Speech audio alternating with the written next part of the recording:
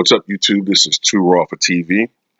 Before I get into the video, as always, I want to remind you guys, if you're watching this video, you're not subscribed to Too Raw for TV, shame on you. Go ahead and subscribe to Too Raw for TV. If you haven't hit that bell yet, make sure you hit that bell so you're notified of any video that drops on this channel. And also, if you haven't hit the like button, please hit the like button to show that you like and at least appreciate the content on this channel.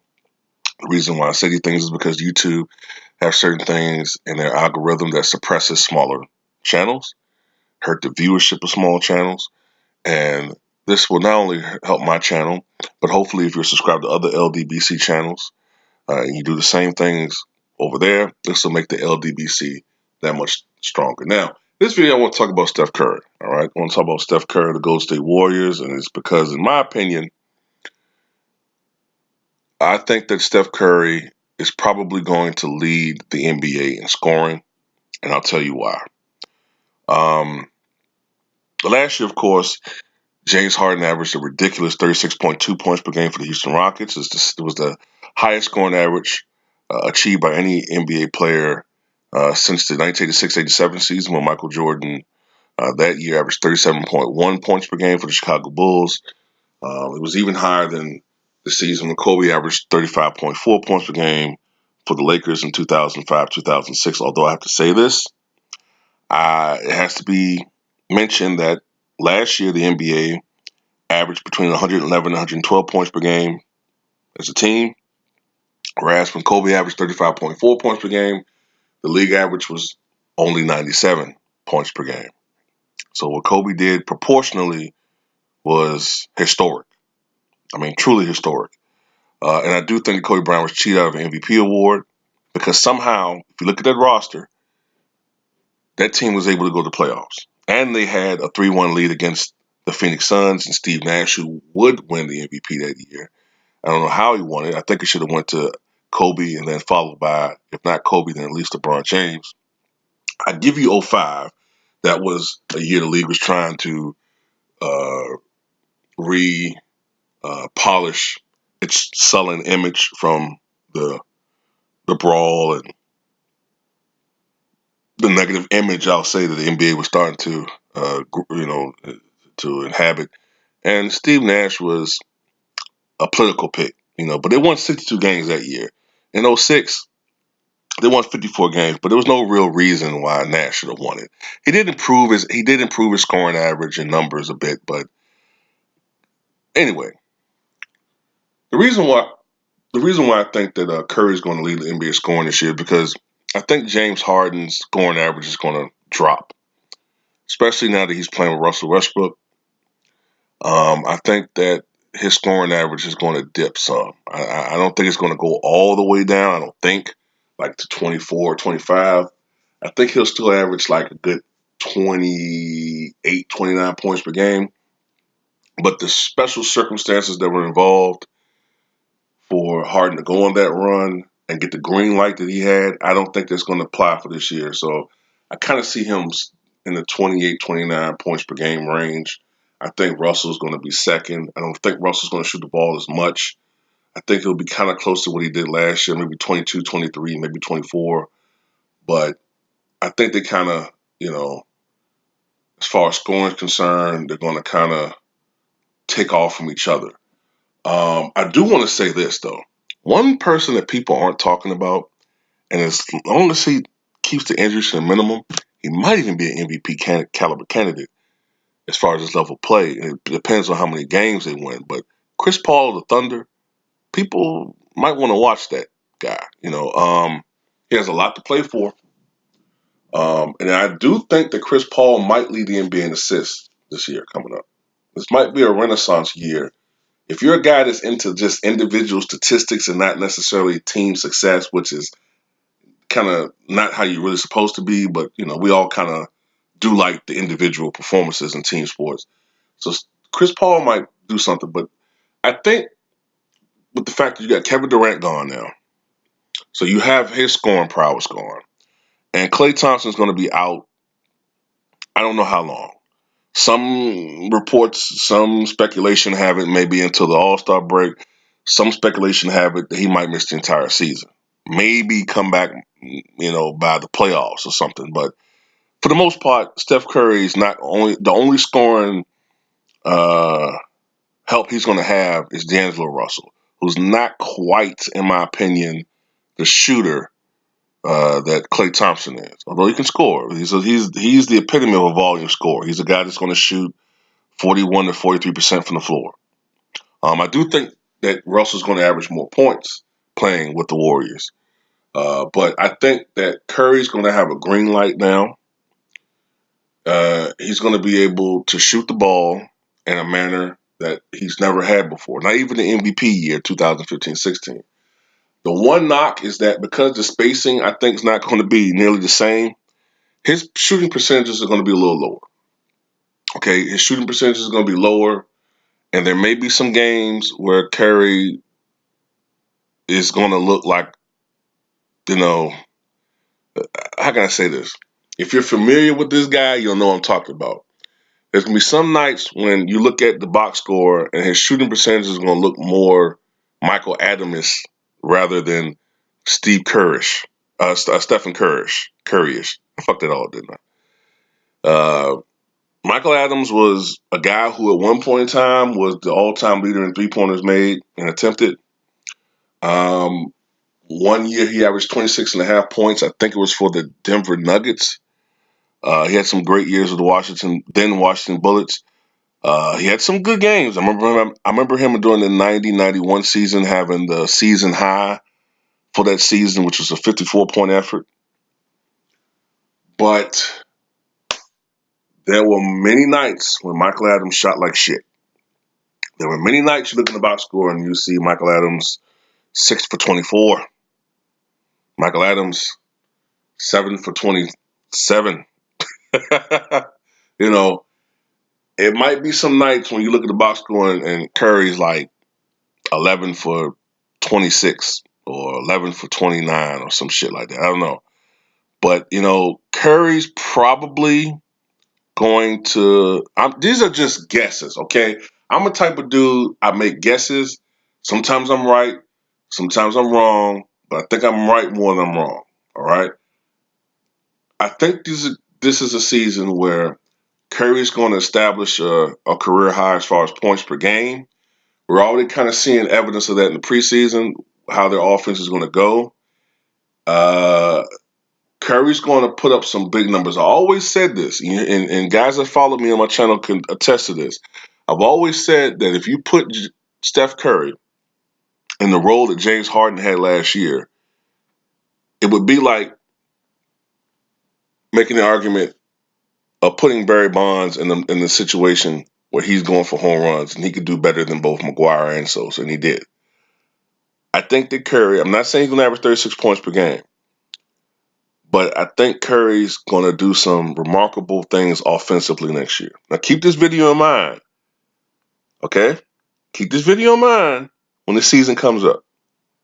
But I think, barring injury, we're going to see some remarkable offensive performances from Steph Curry. Now, the shooting percentages may be down a little bit.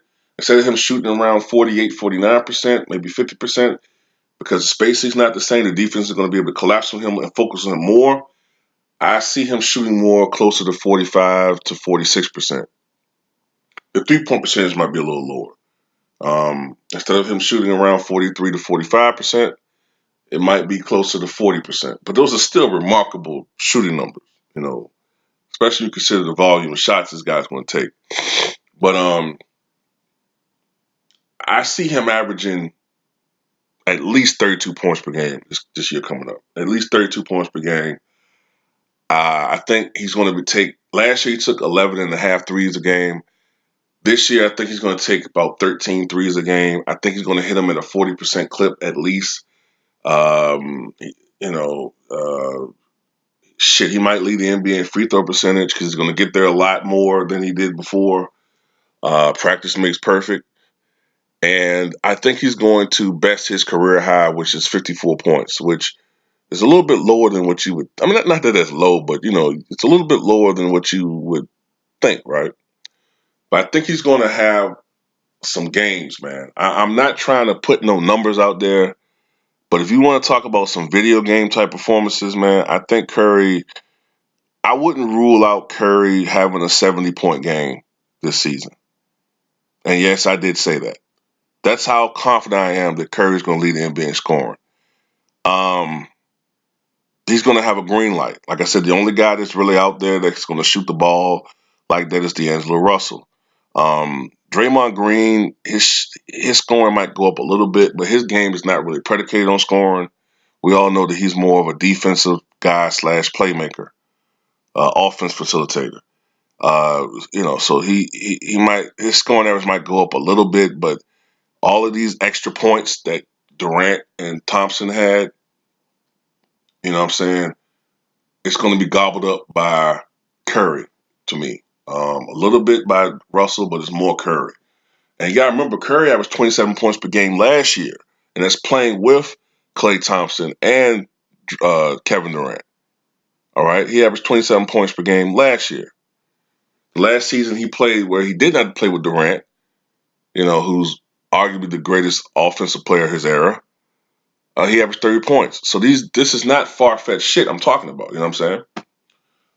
So yeah, I think Curry's gonna lead the NBA in scoring next year. Now the question remains: how are the Warriors going to do as a team overall, as far as Curry having any shot of having an MVP caliber season or winning the MVP, I should say? Well, this is the thing. Especially the last 35 to 40 years, I'd say at least 35 years, there's been an innate bias when it comes to the MVP award. Uh, Not since Moses Malone won the MVP. I think it was the 81-82 season when he was still with the Houston Rockets. He won it again the next season, but he was with the Sixers. And that year they won 65 games. And since then, in the modern era, no MVP winner has won that award on a team, for the most part, that has won under 50 games. The one exception to that, I believe, is Russell Westbrook. All right, during the first year that he led the average a triple double and led the NBA scoring. So you kind of had to give it to Russell. And even then, there were your detractors. I want to say they went 40. What did they go that year? 49-33 or something like that. So there's always been this bias that award goes to a team that has one of the best, if not the best, record in the NBA and their best player. Like last year, the Bucks won 60 games, most in the NBA, and the award went to Giannis Antetokounmpo. I remember Charles Barkley won the MVP in '93. They had the best record in the NBA. The Phoenix Suns at 62-20. When Karl Malone won the MVP in '97, they had the second best record in the NBA at 64 wins. Uh, Shaq, when he won in 2000, the Lakers had the best record at 67 wins. So you get my point. Like it usually goes to a player not only that has demonstrated individual brilliance, but has translated and helped his team win a lot of games. That's what could hurt Curry because although you can make the argument, the Warriors can still win 50 games. The Warriors can still make the playoffs, but this is the problem. In the Eastern Conference last year, there was a 19-game differential between the first seed and the eighth seed. The Bucks won 60 games. I think the Detroit Pistons only won 41 games. Whereas in the West last year, the first seed was much more compacted. The first seed, which was of course, the Golden State Warriors, they only won 57 games. I say only compared to uh, what we had saw with the Warriors before. The West had gotten much better. They won 57 games.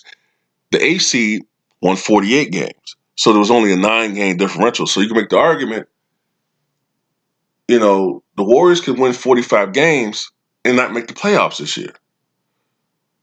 So it's not far-fetched that they don't make the playoffs. If they don't make the playoffs, I don't see Curry winning the MVP award. Okay? I can't remember the last time an MVP came from a team that didn't even make the playoffs. It probably has happened in the past, But I have to research it and find out. Maybe it's happened. Maybe it hasn't. I don't know. Um, but if they do make the playoffs, and especially if it's a 7th or 6th seed or something or higher, and they overperform, then the argument for MVP for Curry, gets stronger. But this should be a very interesting season, to say the least. The West is very, very competitive. A lot of guys have something to prove, to play for. LeBron James wants to reestablish himself as the best player in the NBA. That's his motivation. Some people are giving up on Chris Paul, think he's washed up, so that's his motivation. Steph Curry, you know what I'm saying? Some people feel like he's been overrated. He's had all this help all these years. If you really put him in a situation, can he carry a team by himself, even though he's not really by himself? That's his motivation. You know what I'm saying? So there's all these different situations. James Harden, he can't win. Russell Westbrook, he can't win. They're together now. That's their motivation.